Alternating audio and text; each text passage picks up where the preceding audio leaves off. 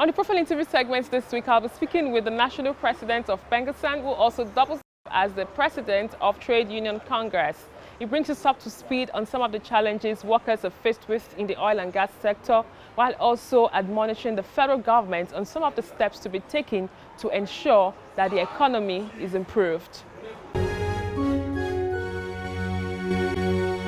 It's good to have you on the program. Yeah, thank you so much, Sharon. It's been a long time we spoke. Yeah, that's true, absolutely. Good to finally Lots have of you. Events. Yes, it's been a busy season for the labor sector because of the several challenges that the country is faced with. That's correct. But let's start with why we're here. It's the second edition of the Energy Labour Summit. Yes, correct. Can you bring us up to speed on what the feedback has been and what should the industry expect from this conference? Yes, if you remember that the maiden edition of the Pengasan Energy and Labour Summit actually started last year. October last year, we were also here for the maiden edition. And if you remember very well, that was focused much more on energy transition. It was focused principally on that, as well as oil theft. And after that, the communique that came out from the conference was sent to government. And I think one or two of the recommendations have since been implemented. So this year as well, Pengasan felt that we should move it a notch higher. So that was why we all came together again for the Energy and Labour Summit this year. And the theme for this year, it has to do with deregulation. I mean, you can't discuss anything in Nigeria today outside the deregulation of the downstream oil sector. That is majorly what is affecting the Nigerian populace today. So we are talking about deregulation of the downstream sector of the Nigerian economy. We are also talking about the utilization of gas because they are a bit interwoven. How can we best develop our downstream and our midstream? And then how do we have a sustainable energy future? So these are all the themes that are tied together for this year's event. From the feedback we've received, it's been quite overwhelming. We have players from government. We had the Minister of Labour, we had the representative of the Senate President, we had the representative of the SGF, of the Federation, then we have as well the players in the industry, the stakeholders, the GCO, NNPC, the NMDPROA, Authority Chief Executive, and the Commission Chief Executive represented. So we've been engaging. So at the end of the conference, we strongly know and we believe that the action point that we are going to pass to government, we'll press them to get them implemented. We'll use our instruments to also get them to implement the critical points. So as at today, we are still harnessing all the thoughts. Before we move on to the sub-theme of discussion for this summit, I would like to take you up on the work that Pengasan had sometime about a year ago against the trend of oil theft. The Nigerian Senate seems to be concerned recently about this. Can you clarify what the situation of things are as the president of Pengasan? Would you say that oil theft has not been reduced? Would you say that that trend still persists? Yes, Sharon, if you remember last year when we mounted the advocacy that Pengasan, drew the attention of the entire world to what is happening in the oil and gas sector, that we had a protest across the major cities in Nigeria, in the streets of Kaduna, in the streets of Port Harcourt, in Warri, in Lagos, in Abuja, where we drew the attention of government to what is happening in that area.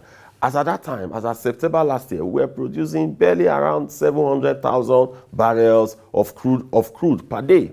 But after our advocacy, we now went on having some series of meetings and proposing far-reaching solutions on what we think government could do in order to be able to manage the issues regarding oil theft.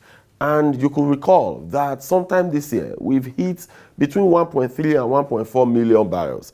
That means taking stock from when we did that protest, when we mounted that advocacy till today, we've had about 80 to 90% increment in production.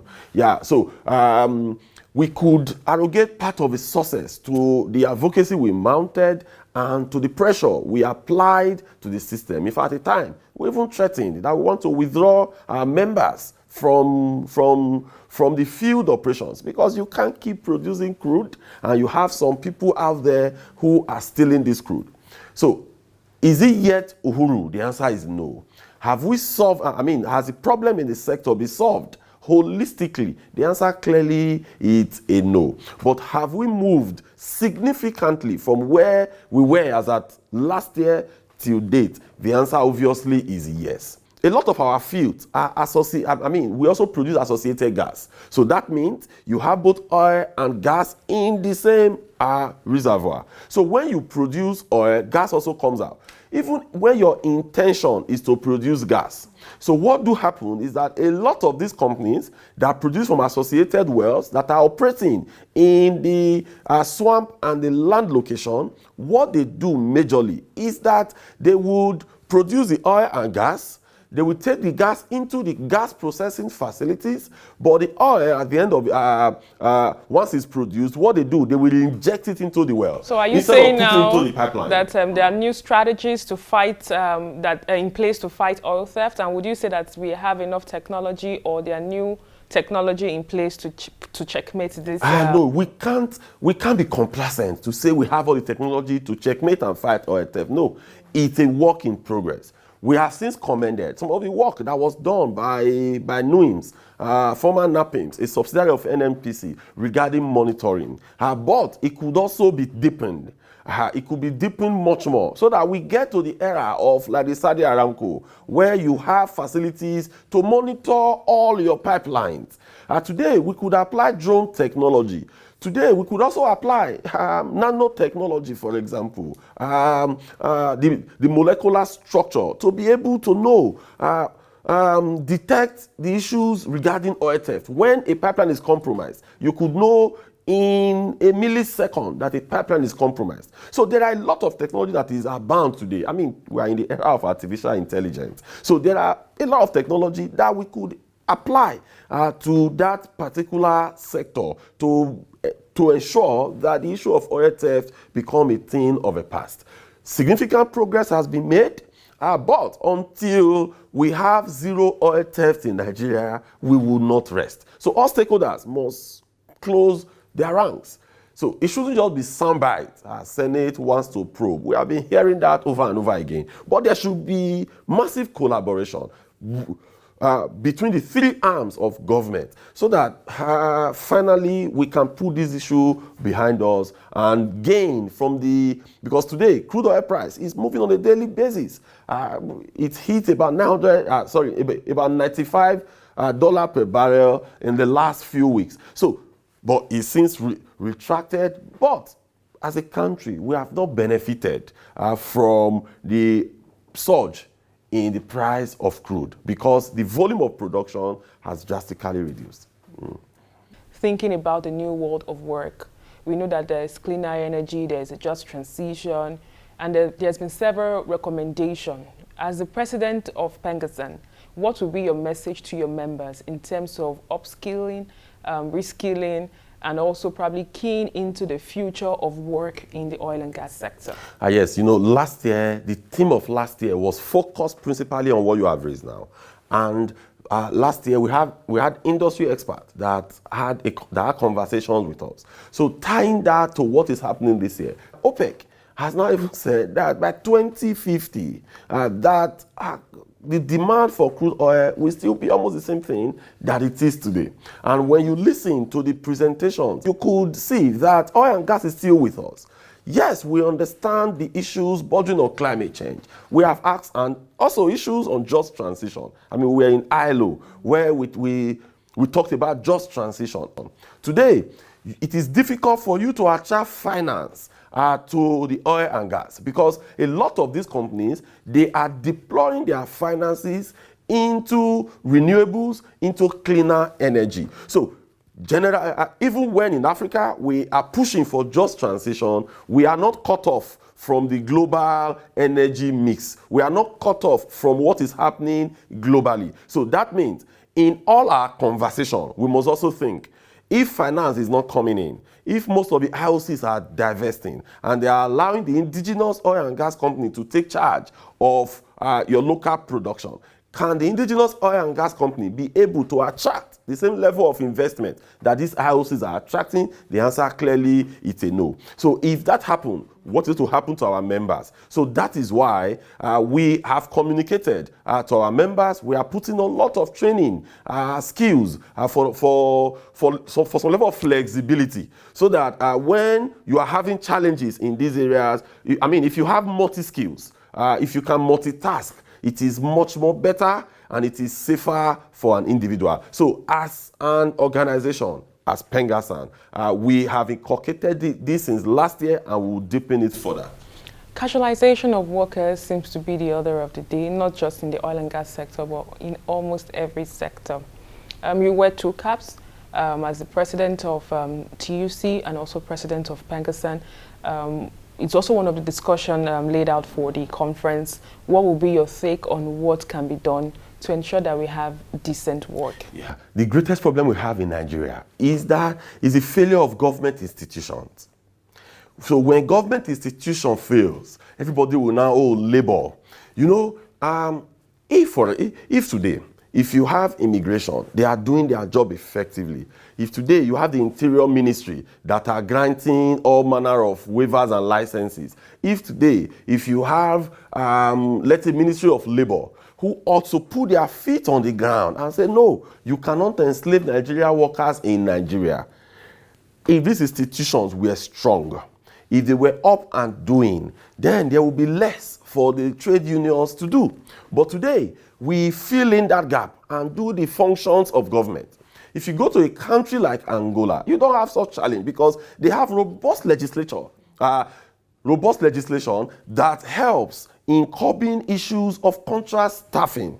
And that is what we have been advocating for, that as a country, we must come together to be able to define what is decent work. So as a labor center, TUC, what we have been trying to do, we have been trying to conscientize most of our affiliates. We have been trying to push to let them understand the evils of casualization. And one way or the other, we also have to get the people unionized. That's the easiest way to fight it. We have done that in Pengasan. So in Pengasan, what we've done is that some of these people that they call casual staff, in quote, what we do is that we have unionized them. Then once we unionize them, it's now easy to fight for them and push for a sustaining collective bargaining agreement. Let's move on to fuel subsidy removal.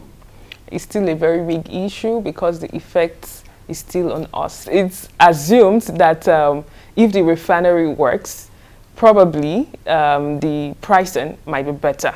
How true is this? And what would be your submission? What is practicable? Yes, if the refinery work, actually, the pricing will be better.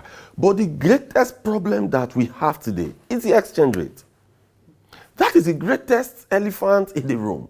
Because even if refinery works, so tomorrow, if the official value of Naira goes to 900, 1,000, we will pay more. So that is the greatest problem that we are having. It is very good for the refinery to be fixed. In fact, if you see the communique that we signed with government, the MOU, part of the takeaways was that we are going to visit the refineries. Let's see for ourselves. Yeah, we've been told stories. Yeah, because I'm from that sector, I may have additional knowledge because I have members in that refinery. I know what is happening. But when we are going to the auspices of TUC, in the NAC of TUC, we have people from different sectors. So it is not me telling them, but it is us going there to see what the state of the work is. So if they tell you that the refinery will come to stream by December, and we go in there and we discover that what they have done is 40%, then we know that it is not true. But by the time we go there and we discover that, okay, the work done so far is about 80, 90%, then we could now address Nigerians, telling them that we are quite sure that if not December, maybe January, the old Port Harcourt refinery will come on stream. Then we'll also evaluate the new Port Harcourt refinery. But above all these, what we have advocated as Pengasan is that once you fix this refinery, you should institute the the NLNG model, that it is that model that will work. So government should divest minimum 51% of its shares. You bring core investors, not to sell the shares to your cronies, your political associates, or your friends. So talking about the exchange rates, as the president of Trade Union Congress of Nigeria, we know that we've hit 1,000 plus to the dollars right now. And the organized private sector are of the view that factories might actually have to shut down. Generally, what do you think needs to be done? And also, how can we avoid job loss? Because the way we are going, job loss seems not to be inevitable. Yes, thank you so much, Sharon. I'm not a financial expert, in quotes, but I own an MBA from Lagos Business School, so I understand business. So, one of my teachers of economics in Lagos Business School, Professor Doyin Salami, there was a theory he propounded, and which I think I have also tested with some economists and financial experts, and they all attest to the fact that that theory would have worked. And what was it? So as when the dollar was about, the naira was 450 naira to a dollar, what we could have done was to say, okay, every year, let us devalue our currency based on the inflation rate of the dollar. We have had inflation rate average of, let's say, 4-5%. So every year, you devalue your currency by about 4 or 5%. So that in 10 years, you will devalue by about 50%. Because today, naira is undervalued, as attested to by the Bank of America, as attested to by JP Morgan. Floating the naira and allowing it to slide 100% was bad. But they have started doing putting some things in place to ensure that it doesn't get above 800. But I don't think we even have business to have gotten to where we are today. Thank you very much.